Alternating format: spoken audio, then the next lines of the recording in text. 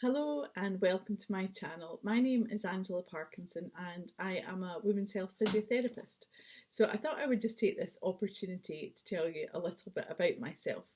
I have been a physiotherapist for almost 20 years, actually this month for 20 years. I studied in Glasgow and graduated from one of the universities in Glasgow 2 decades ago, which is a bit scary. So I have been a women's health physio and specialised in this area for the past 10 years. I started off my journey or my career in a big district hospital and did my rotations. And then I worked in the community for a number of years and saw a lot of community patients with orthopaedic issues or neurological issues. So a lot of my focus was on functional rehabilitation, so getting people using and getting back to doing their day-to-day activities. So I use a lot of the same kind of theory and apply it to women's health or pelvic health physiotherapy now where I kind of work. So 10 years ago, I had my second and third child. So I have 4 children altogether. Obviously my brain and memory is not quite what it used to be. And I gave birth almost 12 years ago to my first baby. So she was born in the hospital. I had an assisted delivery and an episiotomy with her, and it wasn't quite what I was hoping for or expected. I was hoping for a nice birth in the midwife unit with using hypnobirthing, but things didn't quite work out that way.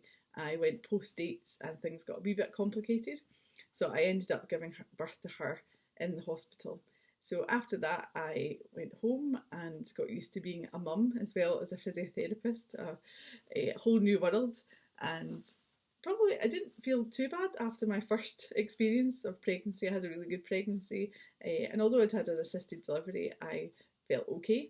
And after probably a number of months, went back to doing the kind of exercise that I enjoyed, things like clubber size and that kind of thing. Did a wee bit of running, although that's not my thing so much, but generally was okay. And then I had my second child 18 months after that. So with my second pregnancy, again, it was pretty good. My firstborn was £9, and towards the end of my second pregnancy, if I really overdid it, I had some pelvic girdle pain, but on the whole, it was a really good experience. With both my labours, I had back-to-back labour, so it was quite intense. But second time round, I had a home birth and I had a doula, and I used my hypnobirthing, so it was a much more positive experience second time round. And I gave birth in the pool in my front room, and I had I would say, a really quick recovery. Josh, who's my second, was £9.7, so again, a good size of baby, well cooked. They were both 42 weekers, and I didn't really know that much. I did my pelvic floor exercises and did, a lot of walking, but I didn't do any kind of specific postnatal rehabilitation and didn't feel too bad. I would have said at that point I thought I had recovered fairly well. I was still working mostly in the community at that point, although during that period, that year, I started to have more of an interest in women's health physiotherapy, which isn't uncommon. So women's health physio is quite a small area of physiotherapy, and a lot of physiotherapists come into it, or their interest grows in the area after they have their own children. Either maybe because they see the benefits of what physiotherapy can offer, or they see maybe when things haven't gone the right way. Maybe they've had their own personal experience that hasn't been quite what they were hoping for. And through that lived experience, they've then become more passionate about the area of women's health physiotherapy. In terms of kind of the training to become a women's health physiotherapist, when I studied, which is obviously a wee while ago now, it was half a module. So we did like a 4-month one seminar a week course. I think it was in obstetrics and gynecology. And I believe now, I'm not sure if it's at all the universities or certainly the ones local to me, it's an optional course. So somebody can go through the 4-year degree course to become a physiotherapist, but not do any women's health or obstetrics gynecology training, which I think in terms of even as a physiotherapist being able to help yourself when you have kids is a bit bonkers. So there we go. I have written to the university and offered to go in and talk to the students, but as yet Nothing has come of that, but you never know in the future. Anyway, back to my story and a little bit more about me. So I started to retrain in women's health physiotherapy when I was expecting my third child, and I had an 18-month gap between my first and second, and then a 16-month gap between my second and third. Our third came along a wee bit sooner than expected, shall we say.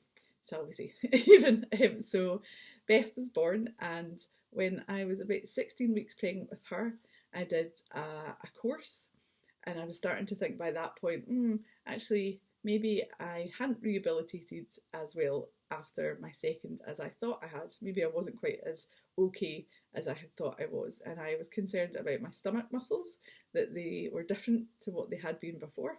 And pelvic floor wise, I didn't have any symptoms, but as my third pregnancy progressed, I really struggled a lot with pelvic girdle pain. I was running around after 2 toddlers and was pregnant and really, really struggling. So towards the end, I could hardly walk the length of myself, let alone the street. I was really struggling with climbing stairs. I tried to get some treatment at that point, but I was just, I was busy with the kids, to be honest. So I did a lot of my rehabilitation after I had my third. And for me, and a lot of actually with the Pelvic Partnership, they recommend hands-on treatment for pelvic girdle pain, and I certainly found that was the most beneficial. And in conjunction with the hands-on treatment, by that point I had done further training and I was able to start building up my core strength, because by that point I knew that I had a diastasis recti, and I had 4 fingers and it was really deep. So in terms of tension, my fingers kind of went right into my stomach, which was a bit disconcerting. And I had some issues with my neck pain and back pain. And again, I had kind of ongoing pelvic girdle pain after I gave birth to my third. Although I had a fairly good labour, I gave birth again at home and it was quite straightforward, a 7-hour labour.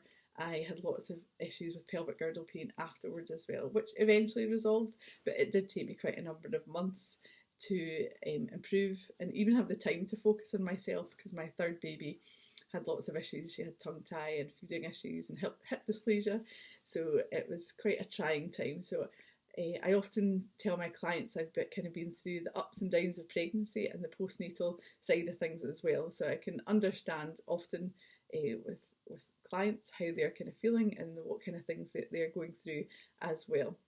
So I had a 4th child. I had a bit of a bigger gap between my 3rd and 4th, and when I was expecting my 4th, I was fortunate that I was doing pregnancy Pilates and getting regular hands-on treatment, so that made a big difference to kind of maintaining my mobility and not having as much pain. So my 4th pregnancy was actually better than my 3rd pregnancy.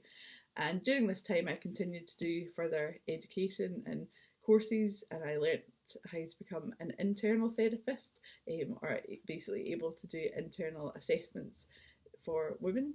And I also did the Mummy MOT course.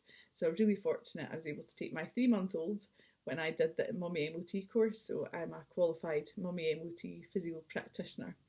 So that's a little bit about myself. I thought we'd just introduce and tell you a wee bit about my history from a physiotherapy perspective, but also as a mum. So I'm now mum. My kids are now 11, 10, 9 and 6. So when I'm not working or making videos for YouTube, I'm running around after them. So they kind of keep me active as well. If you've got any questions, please write in the comments below and have a look at my other videos, and please like and subscribe if you want to find out more about women's health physiotherapy, common women's health issues and things that can be done to help